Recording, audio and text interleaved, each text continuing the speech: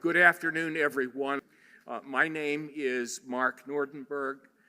In an earlier life, I served for nearly 2 decades as Chancellor of the University of Pittsburgh.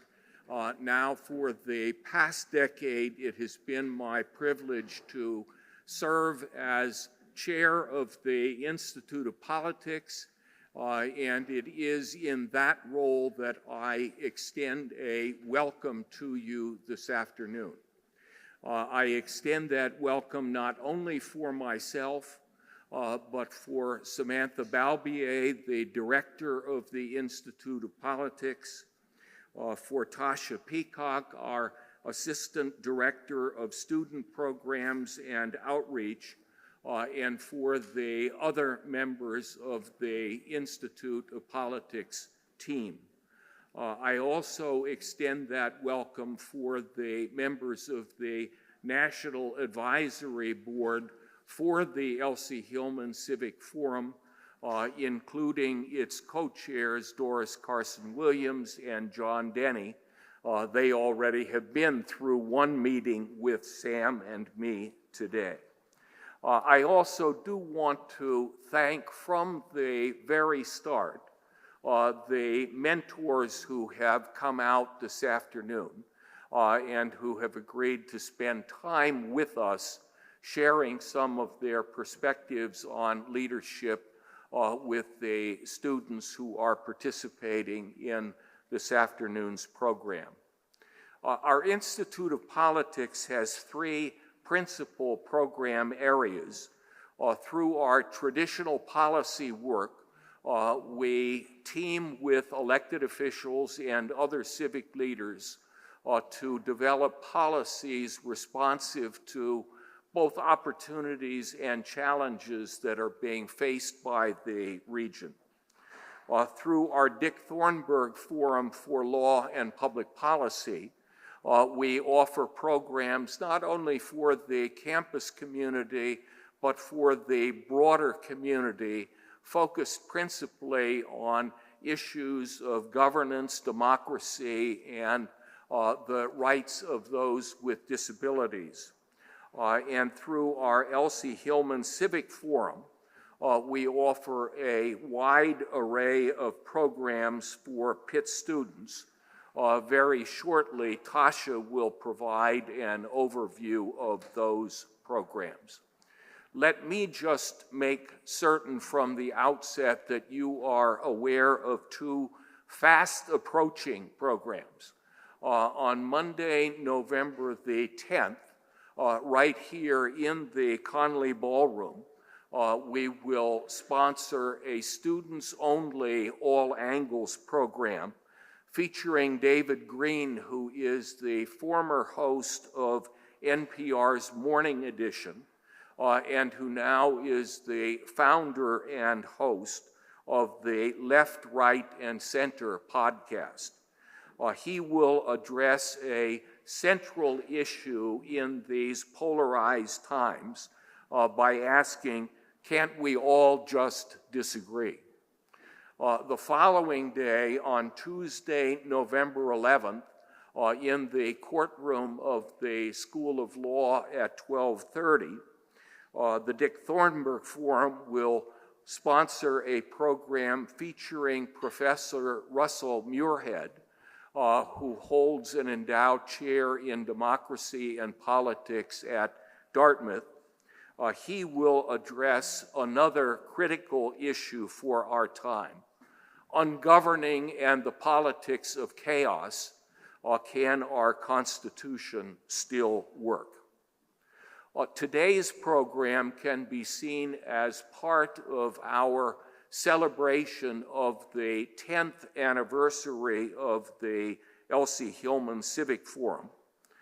We launched that celebration last spring by presenting the Elsie Hillman Lifetime Achievement Awards for Excellence in Public Service at a single inspiring program to 3 pioneering women, Joanna McClinton, the Speaker of the Pennsylvania House of Representatives, Kim Ward, the President Pro Tem of the Senate of Pennsylvania, and Deborah Todd, the Chief Justice of the Pennsylvania Supreme Court.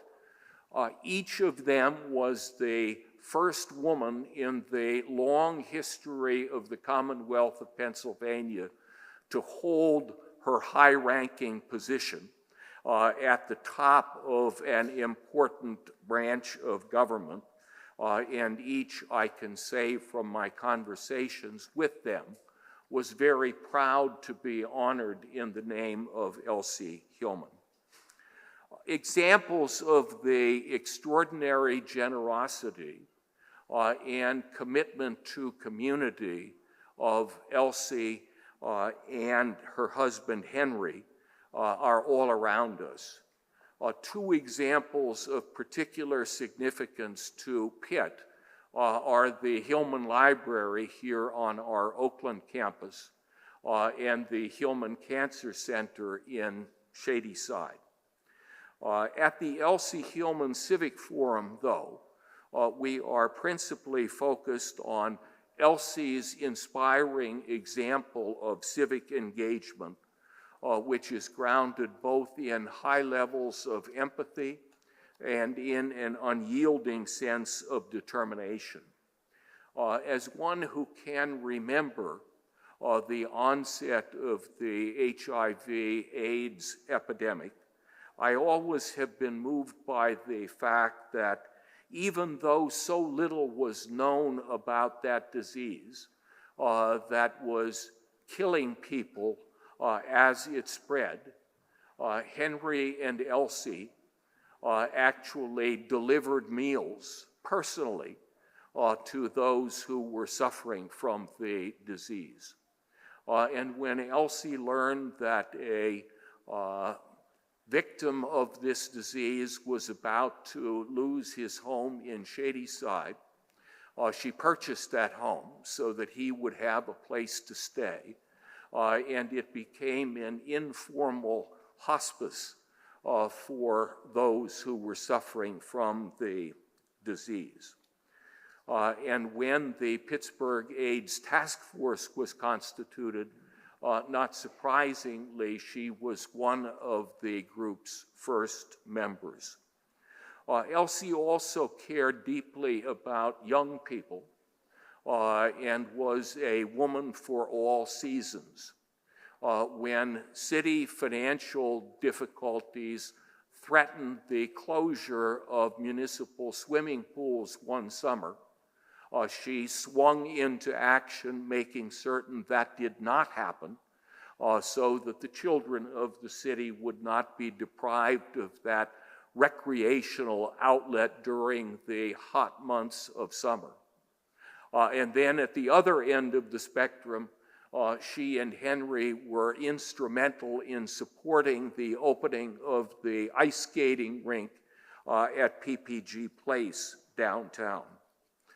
More generally, Elsie was known for what might be called her civic creed, the admonition that none of us can retreat to the role of spectator because there are needs to be met in every corner of the community.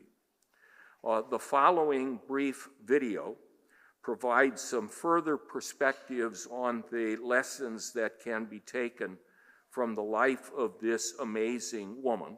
Did this without knowing how or why. What politics really brought me was not a solution. It brought me an opportunity.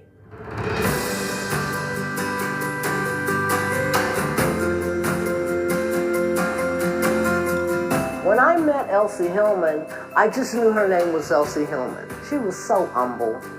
You just wouldn't have known she was a woman of stature, a millionaire. She was just Elsie.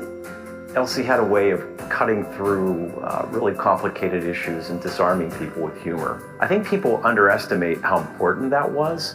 She was fun. If she couldn't have fun at what she was doing, then it probably wasn't worth doing. But she made everything more fun so that people would engage. I think if there is a Pittsburgh style of philanthropy, Elsie had an enduring impact on it. And that style is, I think, one of humility. It didn't matter who it was. She had friends and relationships across all walks of life. It didn't matter who you were. She treated you the same. I think one of the best ways her legacy has been carried through is through the Elsie Hillman Civic Forum at the Institute of Politics. The work they're doing with students in becoming Elsie scholars or interns, helping them, prepare to work in their communities on causes greater than themselves is perhaps the best way to continue her legacy.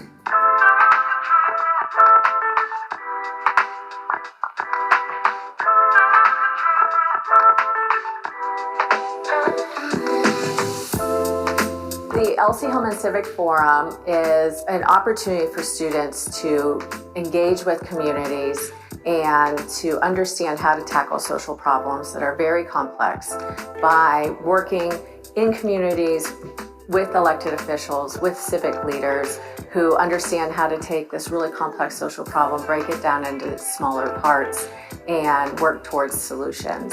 The range of programs that have been developed through the Elsie Hillman Civic Forum is really incredible. And the students who participate in them very often come away saying, that was the most transformational experience of my years in college. They get a taste for how they can make a difference in the community, even though they're young and not established. And that's the kind of feeling that once you've had it, you want it to be repeated, and you keep pushing forward. One aspect of Elsie's civic and philanthropic work was always working with young people. She loved work with young people. She derived energy working with young people. I think she would be delighted at what the Civic Forum is doing and what the impact has been in the community. This year marks the forum's 10th anniversary, and so we're really excited to kind of look back on all that's been accomplished over the past 10 years and look forward to how we can continue to build the next generation of civic leaders here at Pitt. The Elsie Hillman Civic Forum, I think, really gave me a good foundation in terms of what does public service look like and what does it truly mean to serve and engage others and to embody what Elsie Hillman had embodied in terms of being a servant leader. It's different than like a regular internship program because it actually allows you to create your own project and makes you kind of feel like you're more a part of something. It kind of feels like you're a consultant sometimes when you're a scholar. It allows you to just actually feel like you're doing something that's your own idea and kind of adding to what's already being done in the community. I was never just an intern. I was never just there, observing, getting coffee, kind of doing menial work. I was always doing something that was very tangible, hands-on experience where I felt like I was having an actual impact on the people I was working with. I remember participating in a Spectator event in All Angles when I was a Pitt student. And those are really great opportunities for me to not only meet great leaders across our community, but also to, again, see the multitude of ways of what public service looks like. This is cheesy, but I think it gave me a lot more confidence in the kind of opportunities I could create and the kind of just self-confidence and having skills and having the passion and desire to work in these fields and make a change. I think what really stood out to me was Elsie's ability to work effectively across the aisle. I think Elsie sort of represented the best of what politics could look like, and that's healthy disagreement. And I really hope that one day I can be a leader like her and hopefully kind of reignite that civility within our politics. It has been said that the cemeteries of the world are filled with indispensable people, suggesting that in the end, none of us really is irreplaceable. Whoever uttered those words obviously never had met Elsie Hillman.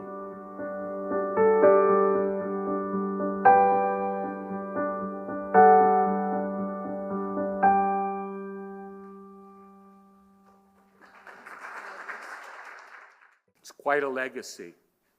And one of the principal stewards of the legacies of Elsie and Henry Hillman is David Roger, a Pitt grad, I'm proud to say. Dave is the president of the Hillman Family Foundations. He embodies the character and personal qualities that were prized by the Hillmans, and he has a special announcement to share today. Dave?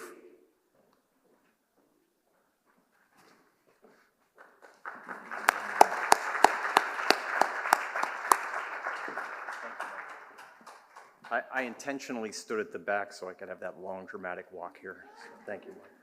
Wasn't that great to hear Elsie's voice in the beginning? Great way to kick it off.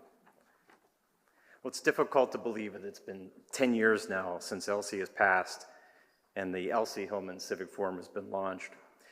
Elsie loved to launch things. It's what she did.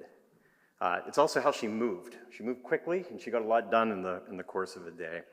But Elsie did love to start things. She liked new ideas, campaigns, initiatives, and she loved making new connections, and she would have loved to have been in this room today with all of you. At the decade mark after the successful creation of the Civic Forum, I'm here to talk about another launch. But before we get to that, I need to say a few words about Doris Carson Williams. Doris is co-chair of the Elsie Hillman Civic Forum and the founder of the African American Chamber of Commerce of Western Pennsylvania. Important for this announcement, Elsie's very good friend and often co-conspirator. Doris and Elsie were often found on the launch pad together, always ready to make things better for people in Pittsburgh. So here's what we know about their journey together from Elsie's memoir, Never a Spectator. We know that Doris and Elsie met in 1977. Doris was mounting a run for city council. A council member had to resign for health reasons. And in just 90 days, Doris had to put a campaign together, just the kind of thing Elsie would love. We know that Elsie saw a spirit and a drive in Doris that reflected her own passion for civic service. They quickly found common cause, and that was the basis for an enduring friendship. We know that Elsie, in her own irrepressible way, worked very closely with Doris. She introduced her to potential donors, opened doors wherever she could with local leaders. And they'd show up virtually anywhere. As Mark said in his opening comments, you're needed in every corner of the community. I'm sure they were in every corner of the community. The outcome of that election ultimately never really mattered. Doris had an extraordinary showing for a first-time candidate. Newspapers couldn't stop writing about this political newcomer, exciting, impressive, really someone who was going to make a difference in Pittsburgh and across the state. And after that campaign, Doris very quickly started making her way up the rungs of the political and social leadership of Pittsburgh, Allegheny County, and across the Commonwealth. And we certainly know that Doris was never a spectator, perhaps best exemplified by her own drive to found the African American Chamber of Commerce of Western Pennsylvania, and an absolutely amazing 30-year tenure at the helm. What we don't know, and only Doris would know firsthand, is the amount of coffee, tea, cookies prepared, consumed, and offered to campaign workers, while Doris and Elsie were rolling up their sleeves and working the phones on that city council campaign. Elsie always said the secret to any successful campaign is make sure everyone is well fed. So that's a great lesson. What we don't know exactly, and though I bet we could imagine, what it must have been like for them to navigate the political and social culture at that time. It was very different than it is today. There were a lot of no thank yous, I'm sure, but they never gave up, and eventually there were enough yeses, and they turned the tide. And that went on for many, many years. And only Doris and Elsie knew the fun, the adventures and tribulations, the triumphs shared over a 40-year friendship, many civic campaigns. And I always wondered to myself, if you ask Elsie today, what would she say? Why did you do that? Why did you do the things that you want to do? And Doris, you said it at the event we were together for the Elsie Hillman Achievement Awards just a few months ago. You said, we just wanted to help. Sometimes that's all it comes down to. So in recognition of that friendship, I'm honored to announce today the launch of the Doris Carson Williams internship at the University of Pittsburgh Institute of Politics, supported by the Elsie Hillman Foundation. The Doris Carson Williams internship will be offered to 2 students each academic year selected through a competitive process. The 2 students selected will join the Elsie Honors Scholars Program in the cohort and be placed in impactful internships with community organizations or public agencies that support entrepreneurs and small businesses, just as Doris has devoted so much of her own life's work to helping the region's business owners. These will be paid internships for the full academic year and will provide 3 credits from the David Frederick Honors College. Each intern will receive personalized career counseling and skill development opportunities and will produce a professional level project for the participating sponsor organization. So on behalf of the Board of Directors of the Hillman Family Foundations and the Elsie Hillman Foundation, we are so pleased that there are now Doris Carson Williams internships available. And we know that they will help nurture the aspirations and energy of new generations of civic leaders, very much in the mold of Doris and Elsie. So please join me in congratulating Doris and showing our appreciation for her civic contributions and her friendship.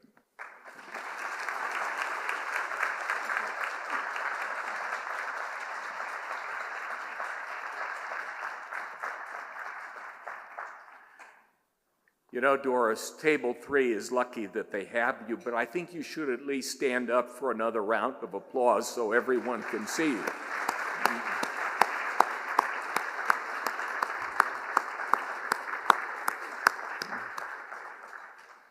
I have not known Doris quite as long as Elsie knew her, but we have been traveling common paths together for many, many years now.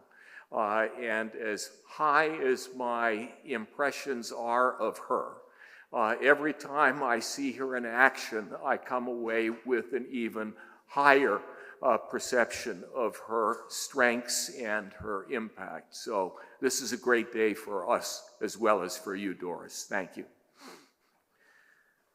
As I mentioned, Dr. Tasha Peacock is the Assistant Director of Student Programs and Community Outreach for the Institute of Politics. We poached her, I confess, from Pitt's Office of Admissions and Financial Aid, where she already had developed a sterling reputation for partnering and innovative programming. She is going to take us through the programs of the Elsie Forum, as well as the program for this evening. So, Tasha, the podium is yours.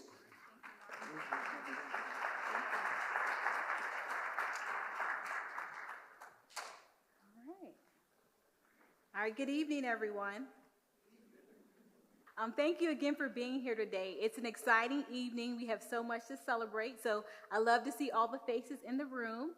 Make sure you take lots of pictures, tag us on social media, on Instagram. We have posters throughout to help celebrate and talk about the achievements of our students throughout the academic year and the great things they've been able to do, partner with community-based organizations or working with elected officials. I have a step and repeat in the corner, so again, I want to see lots of pictures this evening. And again, lots of great connections will be made as well. All right, so again, I am Dr. Tasha Peacock. I have been the Assistant Director of Student Programs and Community Outreach here at the IOP and the Elsie Hillman Civic Forum for over 3 years, and I'm happy to work with students and help them design different civic engagement programs or civic engagement projects that they're interested in and expose them to our elected officials. So the vision for the forum is to really help develop the next generation of civic leaders through various opportunities through the forum. We offer 8 civic engagement programs. They are a one-day event like Never a Spectator. We have all angles. We also have semester-long programs like our internship and seminar. And then we have our year-long programs like our Elsie Honor Scholars Program or Mark Turner Fellowship Program as well. Our programming provides an opportunity for students to really explore, inspire, and develop their own civic engagement skills. And we really believe that our short-term programs help demonstrate visibility and student interest in our long-term programs. So our All Angles series is a great example of how our short-term programs can help spark meaningful dialogue and reflection among our students. We host 2 to 4 All Angles sessions per academic year. And this program is not designed to persuade students to adopt one viewpoint over another or to serve as a forum of debate.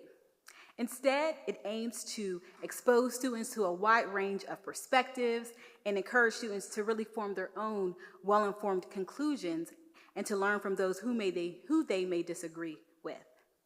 Some of our past topics include climate change, election integrity, affirmative action, and the U.S. relationship with China, just to name a few. On November 10th, we'll be hosting our first session for the fall that will focus on civil discourse.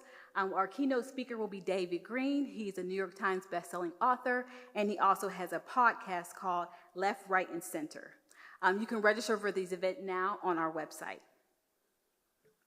Now, in addition to events like this, we have our long-term initiatives to continue to build upon Elsie Hillman's legacy of civic engagement and community partnership.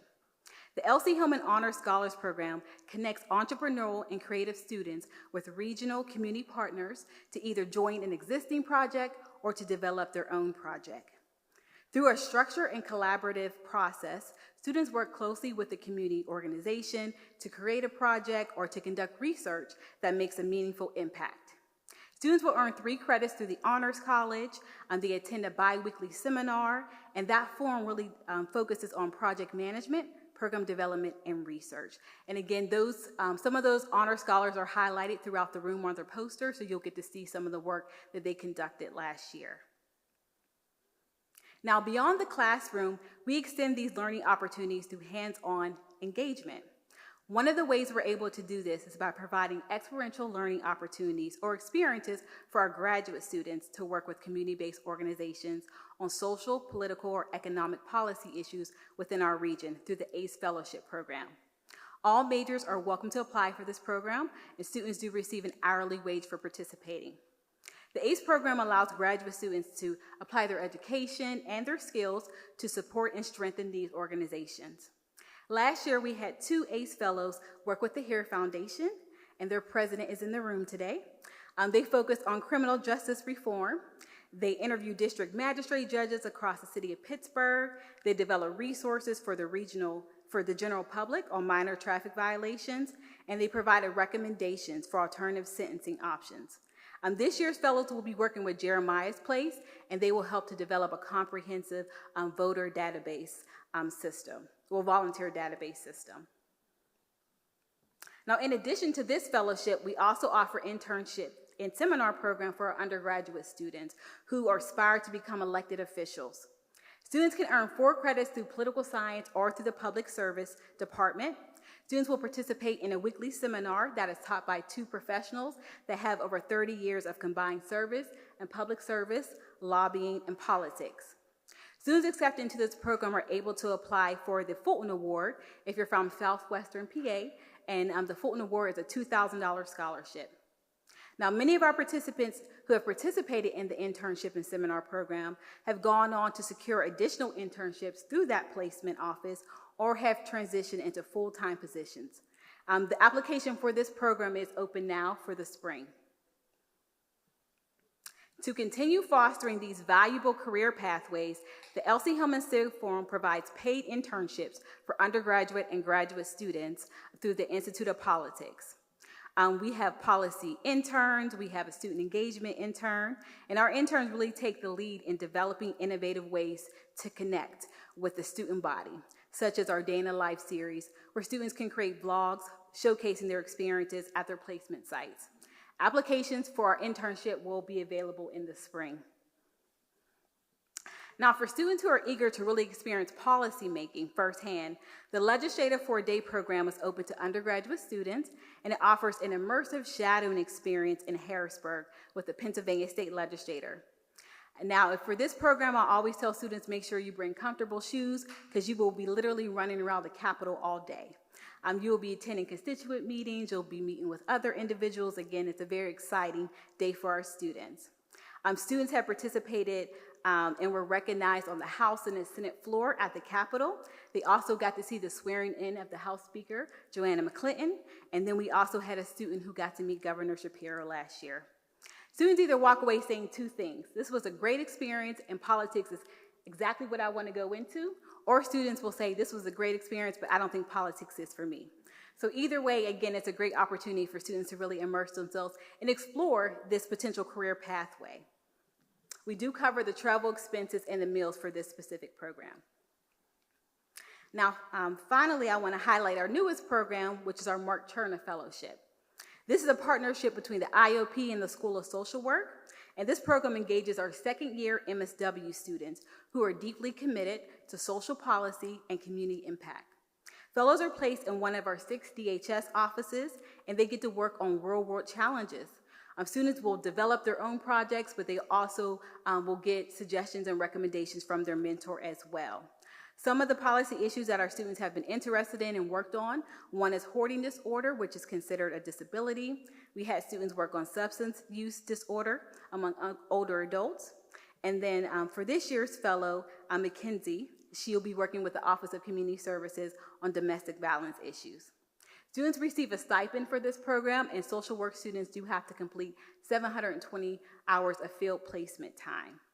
The application for this specific program will open up in December of this year and will close in March. So I know that was a brief overview of our program, but I hope you are excited, and I hope you plan to register for our All Angles event, but also apply for one of our fellowship or internship opportunities. Now, it is my absolute pleasure to introduce today's keynote speaker, Angelique Hinton. Angelique is a passionate political and community organizer and a fearless advocate for a new generation of voters. She believes deeply in the power of young people to shape the future, and she's dedicated her career to helping them find and use their voices. As a co-founder of PA Youth Vote, Angelique works to educate and empower young people between the ages of 18 and 24 on issues that impact their everyday lives, ensuring they show up at the polls ready to make a difference. Her work has reached far and wide, from creating winning outreach and mobilization programs for My School Votes, an initiative of Michelle Obama, When We All Vote, to developing strategies that have inspired civic engagement across Pennsylvania. Before stepping into her role, Angelique managed client services through Vanguard. Again, she is a proud mother of 3. Again, she is passionate about serving our young people, and she is passionate about mobilizing others. Let's give a round of applause for today's keynote speaker, Angelique Hinton.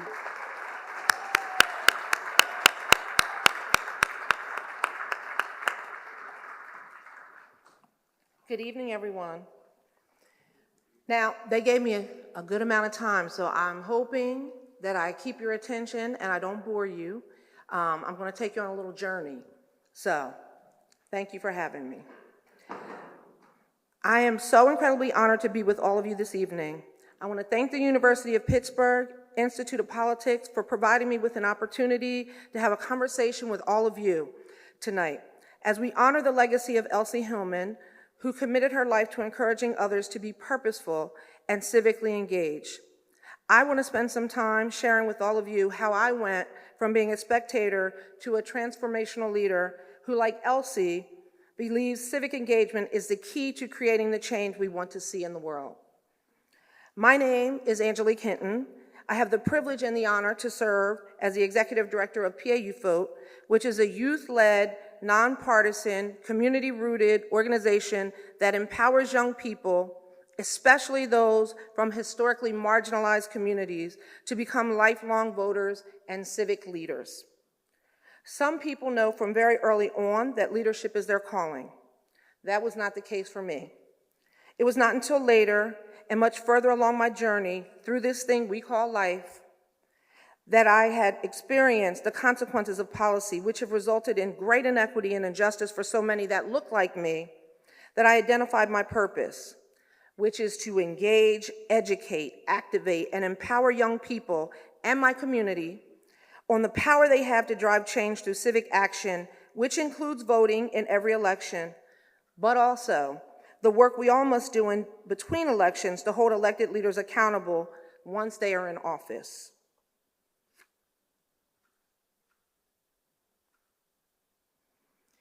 I was born in Washington, D.C. in 1970.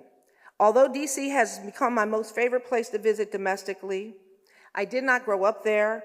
I had no other family there. So I often wondered how D.C. became my birthplace, but never asked until I was grown.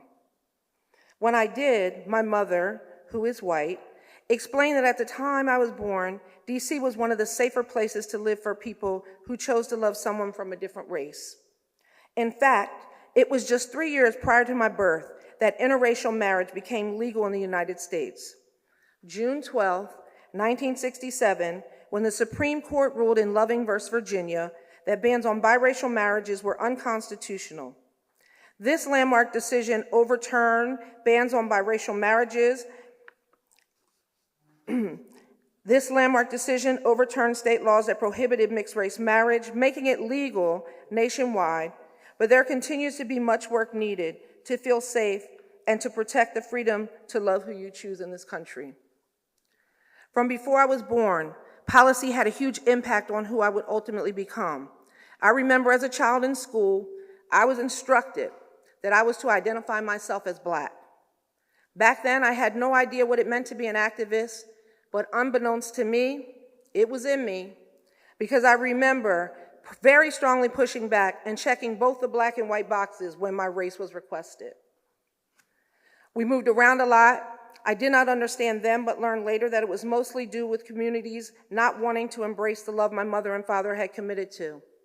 Initially, we lived in predominantly white communities. My mom's family had rejected her because she married my father. I've never met my grandparents. So I believe that it felt safer for her to be in an environment more culturally aligned with her upbringing.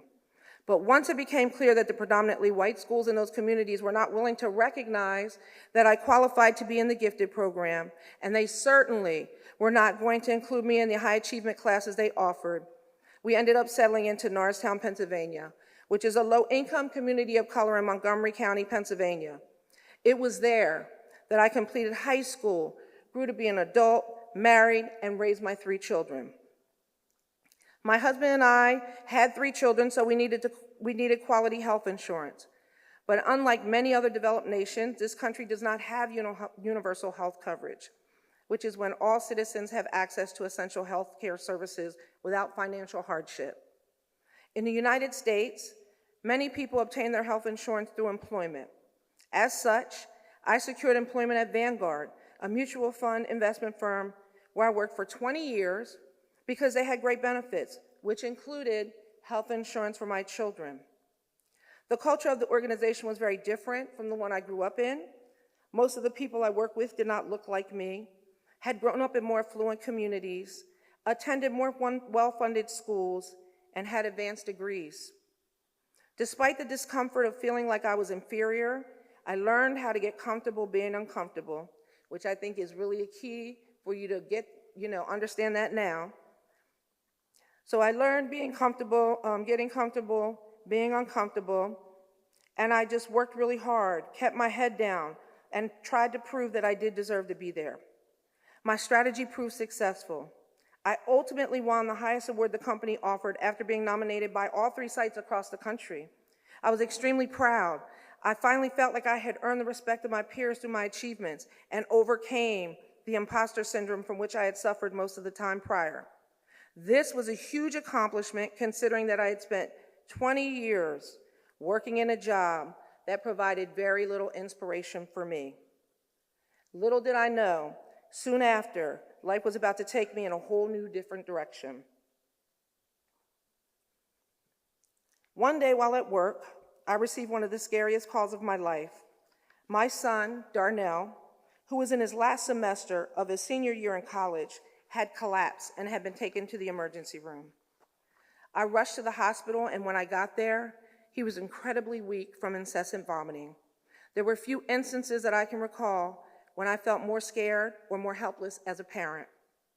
The doctors came in and told me that my son was suffering with opioid addiction and that once they had resolved his symptoms, he needed to go directly to the hospital to an directly from the hospital to an inpatient rehabilitation center. I was petrified, but I did not have the luxury of time. I had to immediately start calling treatment facilities to search for a place to take my son as I sat in the emergency room knowing things would never be the same for our family. Facility after facility, I got the same questions. Do you have insurance, and do you have the copayment, which was $1,800 at that time? Thankfully, the Affordable Care Act, also known as the ACA or Obamacare, had been signed into law by President Obama a few years prior. Among other things, the ACA allowed children to stay on their parents' insurance until 26. Prior to that, they could not be covered so long. So thankfully, my son had insurance. Our family helped with the copay, and when the doctors released him from the ER, we went and headed directly to the treatment facility. I remember waiting for the facility to complete his intake paperwork as he lay lethargic with his head on my lap while we sat on the couch in the waiting area. A million things could have been going through my mind, but what I could not stop thinking about was, what would I have done had the ACA not been passed?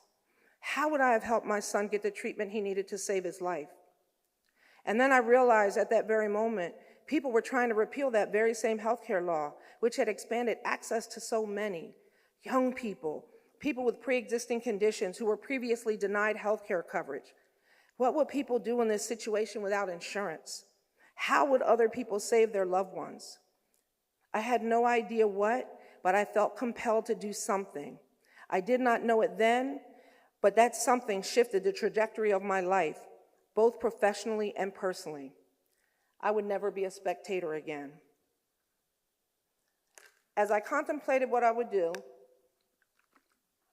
I remember President Obama speaking of his days as a community organizer.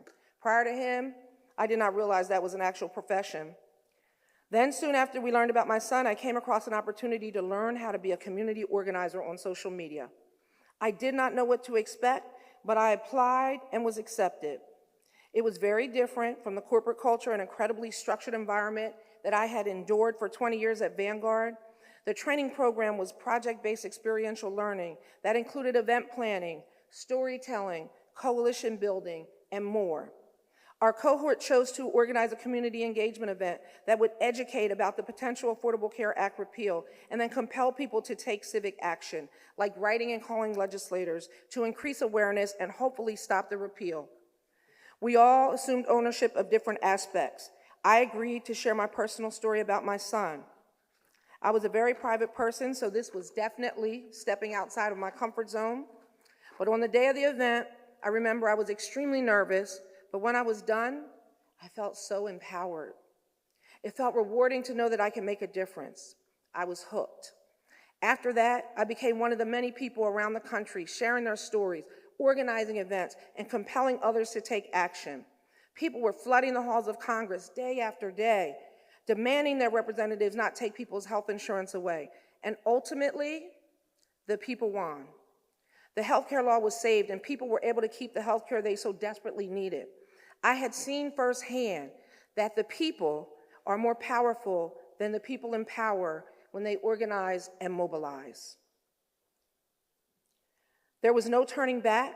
I knew I could never be a spectator again, so I continued to organize on a volunteer basis and got myself on the ballot and elected to serve as a committee person for the Democratic Party in my township until I could find a way to transition to organizing professionally. Then in 2018, an opportunity presented itself, and after 20 years, I took a leap of faith and left Vanguard to do political organizing full-time. It was terrifying. I was leaving security, structure, and stability, and there were no guarantees. But I had learned the impact policy could have for people and communities, and I knew I could never sit on the sidelines again. So I walked away from practicality and towards purposefulness. I accepted a role doing political organizing for the PA Democratic Party. My job would be to organize canvases and political events for candidates running for the PA legislature during the midterms of 2018. I supported 6 candidates running for both the state Senate and House. It was completely different from what I had done for the entirety of my professional career. I traded my computer in for a laptop, and my office on many days was my car. It was a huge learning curve. I was older than most of the people in my workspace, and I was on the struggle bus trying to learn how to transition from hard drives to Google folders. And truth be told, I still struggle trying to find files in Google folders, but thankfully I work with young people like all of you who saved me and helped me out. Many days I questioned my decision and doubted myself, but I was passionate about what I was doing professionally for the first time in a very long time. So I relied on my work ethic and persisted. I worked tirelessly. I was both exhausted and exhilarated, but mostly I was inspired, which was something I had never felt in a corporate environment.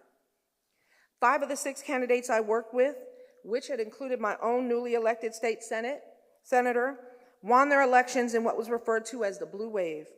After hearing their campaign promises, I was hopeful about the potential to enact policy that could address the many issues plaguing my community, such as underfunded schools, lack of access to health care, and a need for increased community resources. When my newly elected state senator asked me to come work for them, I was ecstatic. I immediately accepted the role as a community engagement coordinator and the invitation to attend the swearing-in ceremony at the Harrisburg Capitol. Prior to my working in the Senate, neither I nor anyone I knew personally had ever been to the Capitol. And now I, who had grown up a poor little black girl from an underserved community comprised of people who were disaffected with government, was attending the swearing-in ceremony of her state senator as a member of her staff and sitting on the floor of the Senate chambers. I was overwhelmed and inspired, hoping to make a difference and empower my community. I began serving in this capacity in January 2019. My job entailed many responsibilities, but mainly I was charged with building relationships with leadership in each of the municipalities we serve within the district and organizing community engagement events for the senator. Although I was not part of the legislative staff, I was also eager to advocate for policy that would address the issues and make substantive change in my community. During the campaign, I had heard the then candidate make so many promises about all the issues they would address should they be elected. Unfortunately, soon after being sworn into office, the senator quickly went from an aspiring public servant looking to make an impactful change for those desperately in need to a politician who would prioritize staying in power by analyzing which communities voted and ensuring grants, resources, and all their time would be dedicated to shore up their support, while deprioritizing communities in the district like mine who were not civically engaged. I was devastated.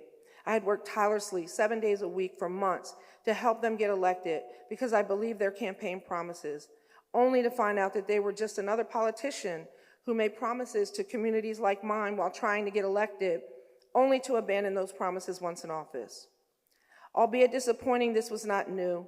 Communities like mine have experienced this deprioritization over and over again, which is why they vote at disproportionately lower levels and are often civically disengaged.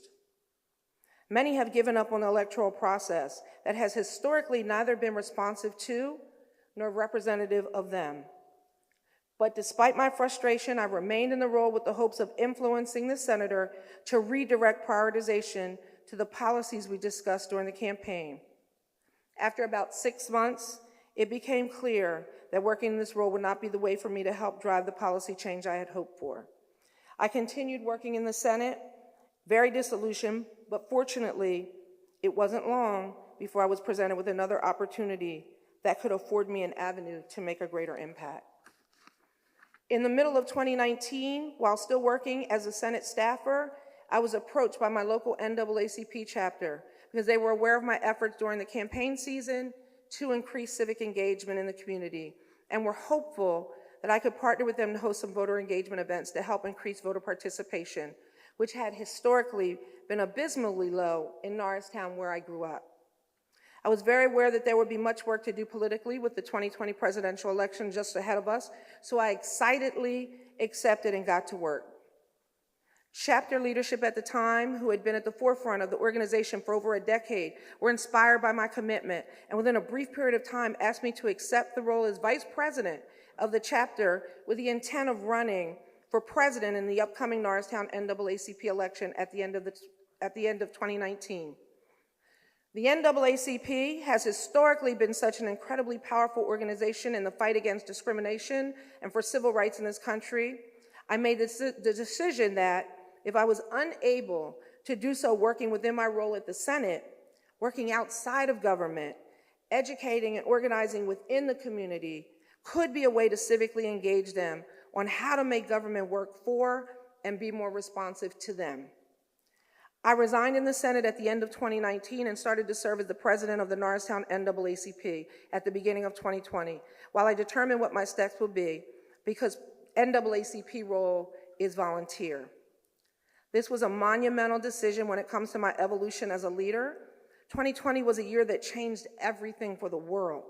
Personally, it was a year that required me to push myself beyond anything I had ever imagined I was capable of achieving, and I would be doing so during a year where the world will be reeling due to a pandemic and the country would be on fire as we were thrust into a racial reckoning. At the beginning of 2020, we were dealing with COVID. Day after day, we were losing people. It was an increasingly terrifying time. No one knew what to expect and when or if things would ever go back to normal. At that time, my role at the NAACP was spent advocating to ensure there was equitable access to information, resources, and once available, vaccines. Our chapter partnered with organizations like Giant and the Public Library to organize many free COVID vaccines for Black and brown people in town because misinformation was rampant, and we were doing our best to disseminate facts and encourage folks to get vaxxed. Black and brown people were disproportionately being impacted by the pandemic. They were on the front line serving in jobs that put them most at risk and dying at incredibly high rates. We were doing everything within our power to help, and that kept us incredibly busy. There was no time to be sitting on the sidelines. Then in March, I got a call from one of my friends who I had organized with in 2018. There was a potential job opportunity working for Michelle Obama's organization, When We All Vote, as an organizer and working within the Philadelphia School District doing registration for newly eligible high school students. I was hired for the role and I was ecstatic. I could not wait to get started. Unfortunately, COVID had other plans. I had only 3 weeks before schools and the country had to shut down. But those 3 weeks would change everything, because in that time that I spoke with multiple teachers, and every one of them said the same exact thing. They did not need me to help them register students. They needed me to help students understand why voting mattered. Hearing that was impactful in a profound way. It was like someone turned on a bright light after I'd spent decades in a dark room. I had found my purpose, and I knew that everything before that moment was preparing me for what I would do next.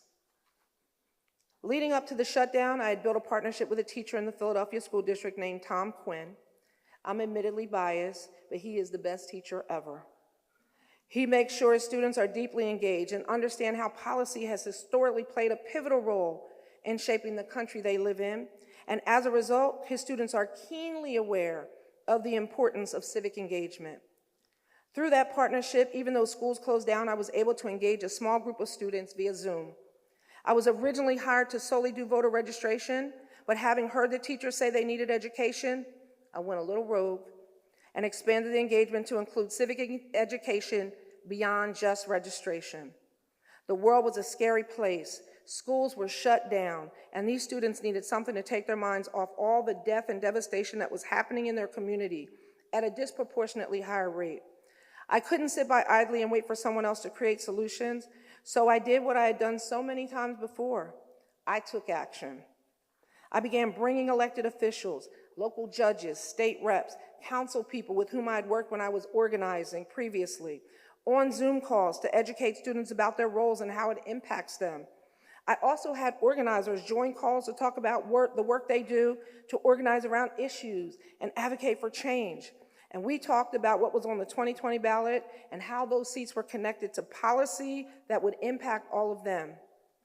Zoom served as our civic education station, and by the time the country sort of opened back up, they were not only registered and ready to vote in 2020 primary, they were impassioned, committed, and wanted to engage and educate others to vote as well. So that is exactly what we did. As I look back, 2020 was such a revelatory year in many ways, but particularly as it exposed how policy in this country was enacted in a way that created racial inequity and injustice. The racial disparities as it relates to access to vaccines and who was able to safely stay home versus having to risk working during the pandemic because they were considered essential workers exposed many other racial inequities and inequalities that resulted from historical policy. For example, because we fund schools primarily through property taxes in this country, the historical impact redlining had in limiting people of color to certain zip codes means our schools are extremely segregated, and students in communities of color attend grossly underfunded schools because property values in their communities are lower, and they can't raise enough revenue from property taxes to adequately or equitably fund the cost of their education. When COVID caused schools to close down, those underfunded schools in communities of color were not prepared. There was a lack of technology, a lack of access to internet, and a lack of proficiency when it comes to using both of those things. As a result, unlike more affluent school districts who were able to go virtual in a matter of days, it took months for students in places like Philadelphia and Norristown to be able to be educated virtually. Many students never came back. And then the murder of George Floyd caused the entire world to stop and this country to come to a racial reckoning. For a brief moment, there was a multiracial, intergenerational consensus that we needed to address the inequities, inequality, and injustice that resulted from historical policy designed to create a racial caste system. In response to that moment, I was doing all the things, serving in every arena. I don't think I can remember a time where I was ever more active. As a leader of the NAACP, I advocated for more equitable and just policies. Our chapter marched and peacefully protested. We partnered with many nonprofits to organize events that would educate and activate the community around issues. We also continued to do the work to help vaccinate our community. As an individual, I worked as a consultant for a nonprofit with a mission to create framework to hold Montgomery County government to account for creating more equity for people of color in the county. I also volunteered to serve on many boards like the Norristown Public Library and multiple nonprofits founded to address the inequities and injustices resulting from policies such as Black codes, Jim Crow laws, redlining maps, and inequalities in the justice system leading to mass incarceration. At the same time, the students I have been engaging through my role at When We All Vote wanted to continue community engagement over the summer. So we did voter registration in partnership with Philadelphia Free Libraries and at grocery stores. We called them ShopRite Saturdays. At these events, high school students were educating adults about what was on the ballot and the importance of voting. We created QR codes to register people and provided toolkits and resources to provide the community with nonpartisan voter information to ensure that they too were registered and ready. Although the world was failing our young people in every way imaginable, many did not get to go to attend to their proms. Their graduation ceremonies were non-traditional. But despite everything, the youth in Philly were demonstrating resilience and inspiring the city to exercise their right to drive change through one of the most powerful tools we have, the vote.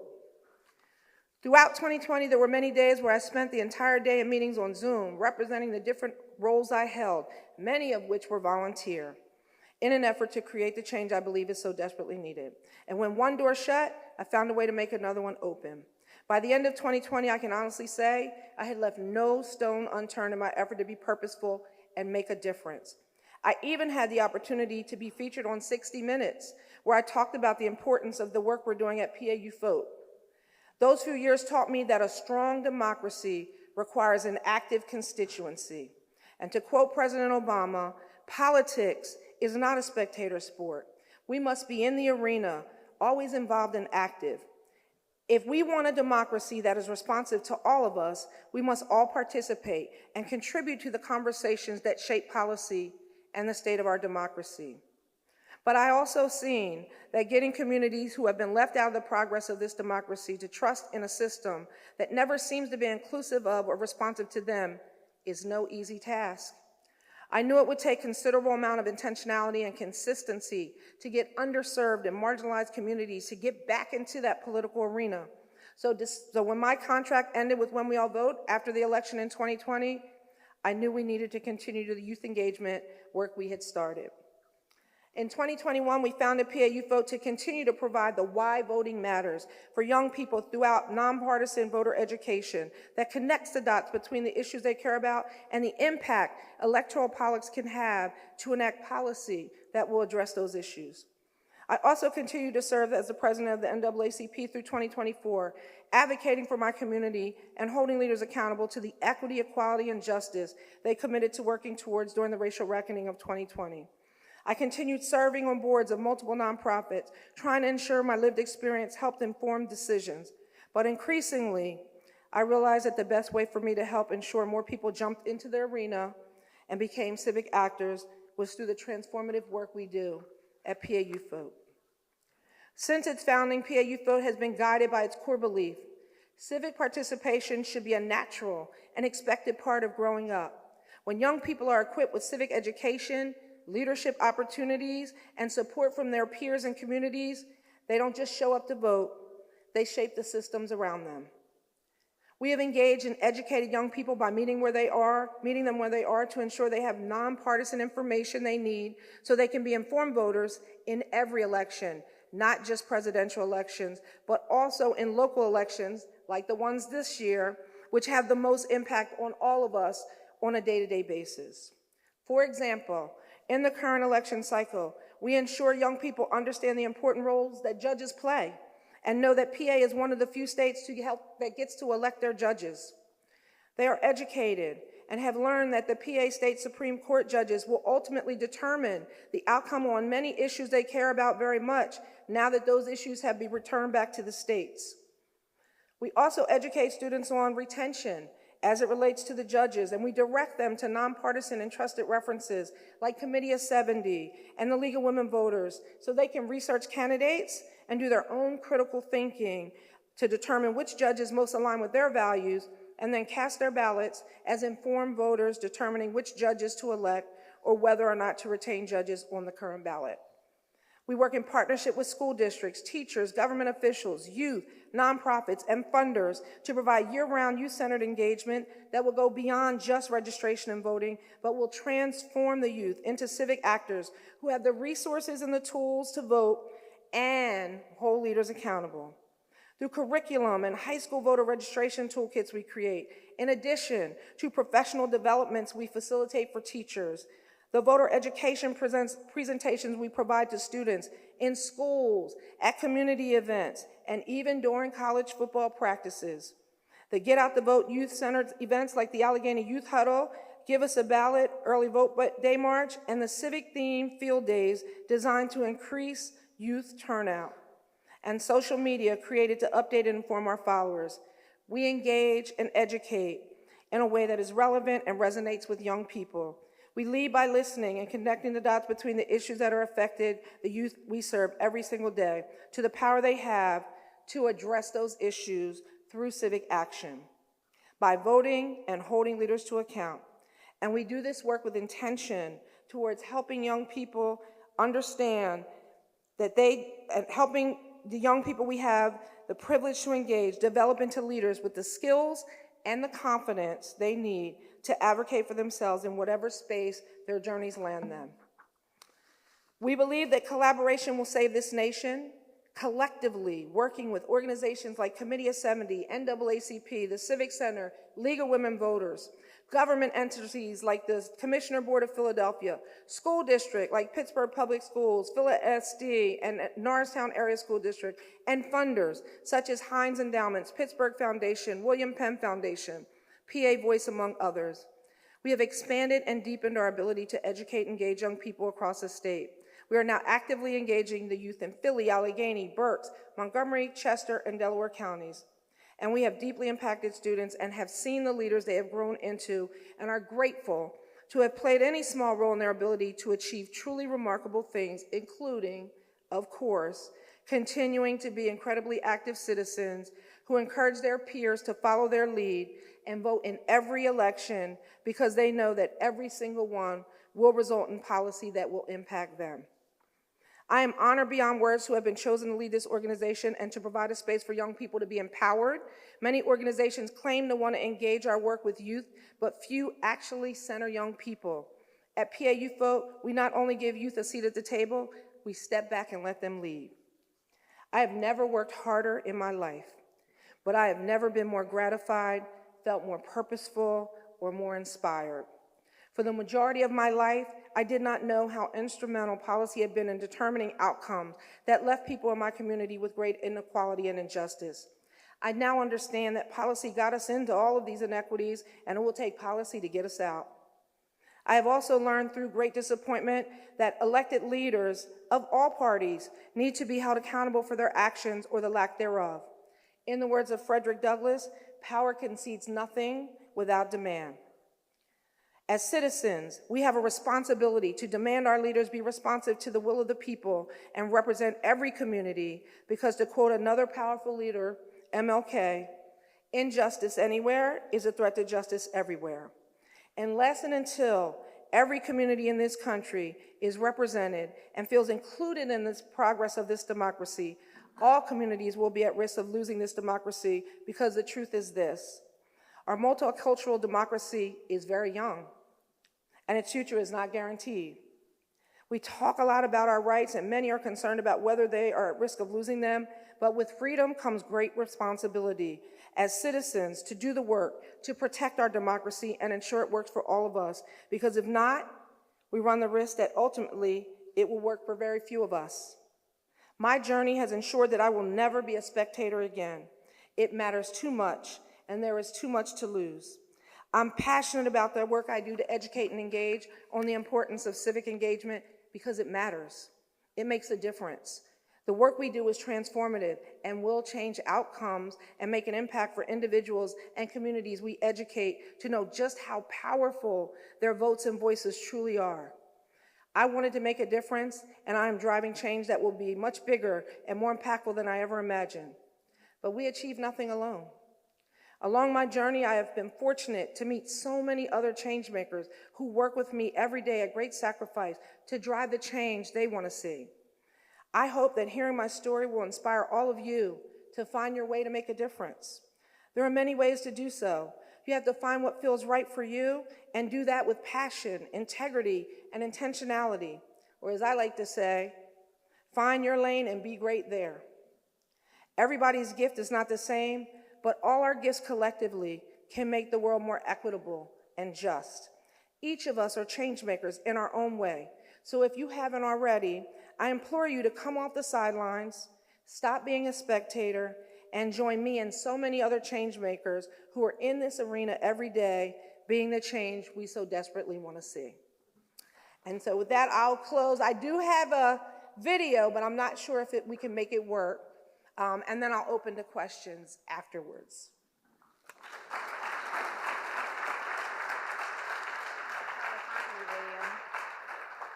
I'm so sorry. I have a question, Angelique. Mm-hmm. How do you engage an unengaged student? Say that one more time. How do you engage an unengaged student into politics?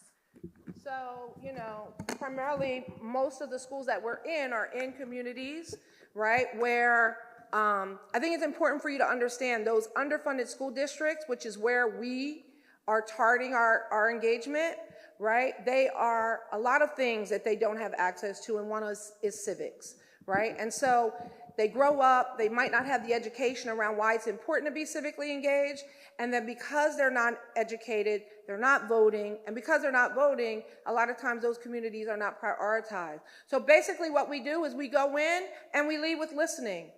We ask young people, what do you care about, right? And then we connect those issues to what is on the ballot in the election cycle, right? And help them understand how those offices that are on the ballot could and should address the issues that they care very much about through policy. Is this it? Oh, it's the next slide. Yeah.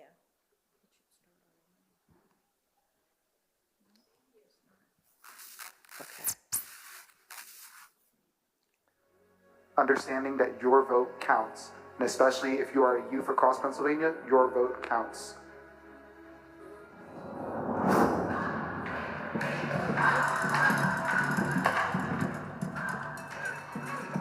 I just think that people need to know that we are ready to be engaged. I think they really underestimate how aware this generation is of the problems in the world, how we experience them really directly, and how when people are voting, you need to keep younger generations in mind. Your vote impacts us, it impacts everyone, and when people aren't voting, when people do not take that into account, it's really detrimental to us and to our society, and I think all of the kids here know that harm, and we see the harm you do unto us when you do not vote. The economy, and our main issue was the amount of money that the living costs are becoming, and inflation, and how minimum and medium wage lives are becoming harder to live. And our solutions to that were having more youth express concerns of their living situations to local power, and trying to create a way or a statement to help inflation come to a stop by showing people that aren't local to you, whether that's through social media or something.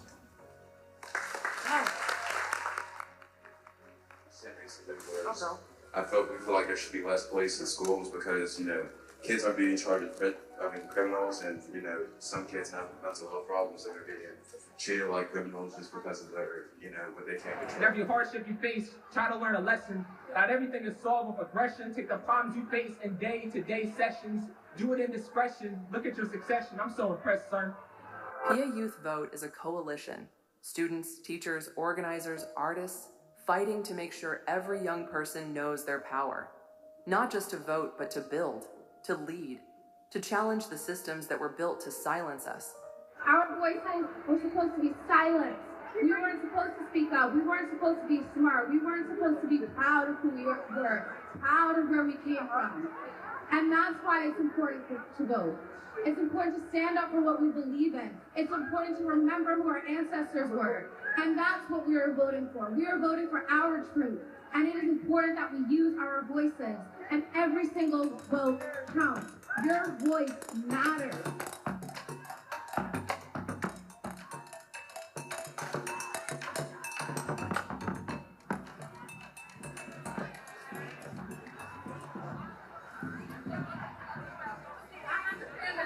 We have to go through in this city, how our schools are severely underfunded, how our neighborhoods are not cleaned up, how we can't even get paid the right minimum wage for everything that we work for. I understand and I hear you guys talk about the issues that you care about through this job on a daily basis. But the purpose of this event today was to empower each and every one of you to understand that when you give yourselves your ballot, when you vote early, you have the power to put people in office that you hold accountable. You don't go to a corner store and give somebody your money and say, pick out what you want for me. Pick out all the bag of chips, pick out the juices and the candy for you. You don't do that. You go to the store and the person you gave your money, you decide what you want with that money because it's yours. The same thing works for politics. Those people, your tax dollars pay their salary. So do not let anyone get into these positions and you don't hold them accountable because you are the person that put them in that position. And if they don't do what they promised the youth of Philadelphia, then we have to vote them out.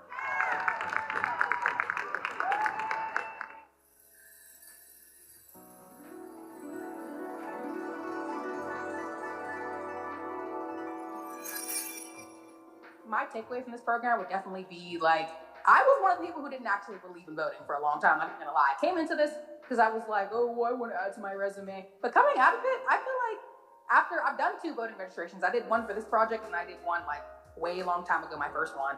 I talked to kids my age who actually were really into voting and agreed with me on hey, we should probably try to make a political climate that surrounds Black communities. I feel like this program definitely gave me the belief that my vote actually matters and it's not just a number that doesn't really change anything at all.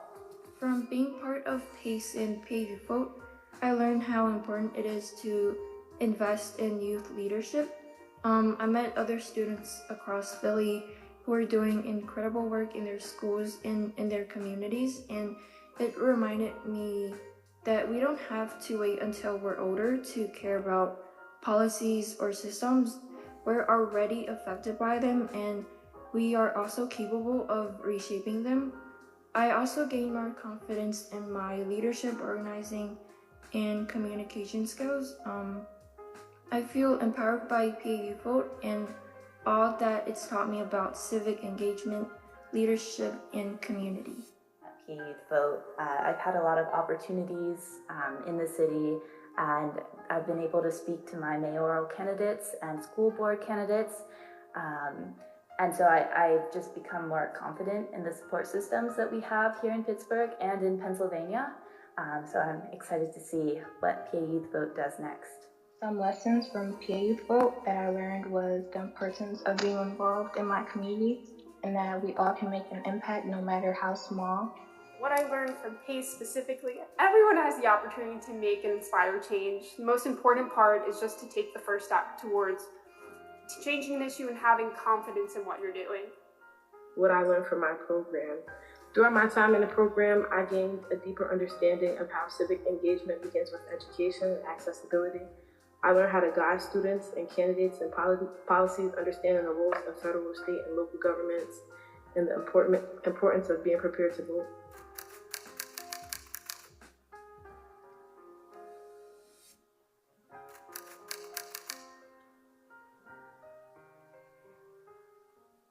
So all of that video, you can see those were a lot of our Get Out the Vote events. So we do that march every year where we bring people down on National Early Vote Day, making sure they understand the importance and the process to vote by mail. We do, up here, we do an annual Allegheny Youth Huddle.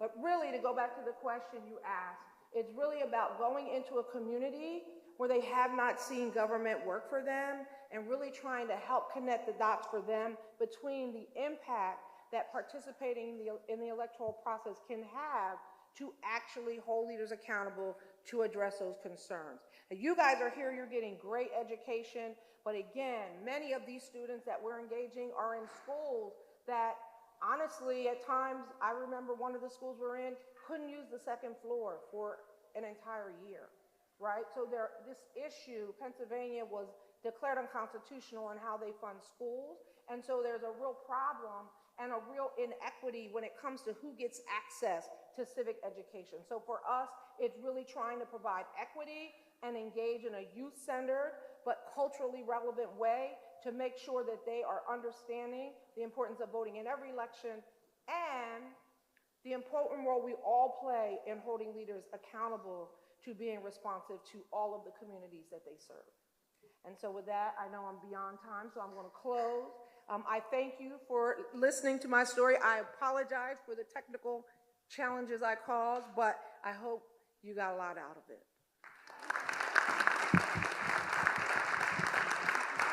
Thank you. All right, so now we'll move over to our student discussion portion. So for the next 20 minutes at your table, you guys will go ahead and look through your program booklet and look at the activity 1, and you'll do introductions and again get to know your mentors at your table and ask any questions. After the 20 minutes, students will pivot to the next table and I will let you guys know when time is up. Thank you.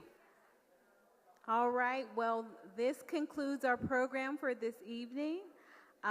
Thank you for attending our annual Never Spectator event and celebrating our 10th year anniversary. Can I have all mentors in the corner by the step and repeat so we can take a group photo? Students, there's a QR code up here on the screen. Please survey us for this event. And there's also, there should be printed surveys at your table as well. We would love to get your feedback. Thank you again.